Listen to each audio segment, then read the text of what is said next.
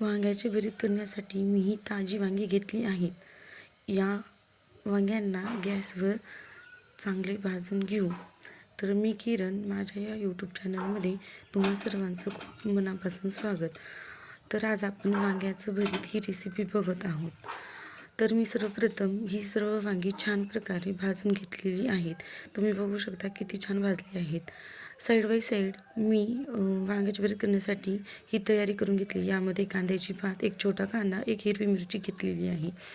तर आता आपण गॅसवर तेल गरम करायला ठेवूयात। मी 1 ते 1.5 पळी तेल गरम करून घेत आहे। तुम्ही तुमच्या इच्छेनुसार ॲड करू शकता। यामध्ये सर्वप्रथम कांदा टाकून घेतलेला आहे। हा कांदा छान भाजून घेऊ। त्यानंतर कांद्याची पात मी ॲड केली आहे, ती सुद्धा छान प्रकारे भाजून घेऊ। इथं बघा छान थोडी नरम होईपर्यंत भाजायची।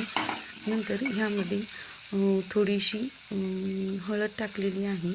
त्यानुसार परत आपल्या चवीनुसार मीठही आपण ॲड करू शकतो।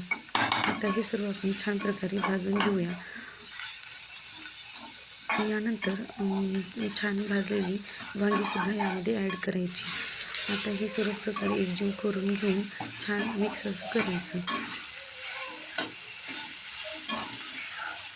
हे सर्व छान मिक्स झालेले आहे आणि तुम्ही बघू शकता इथं किती छान प्रकारे वाफाळतं भरीत तयार आहे।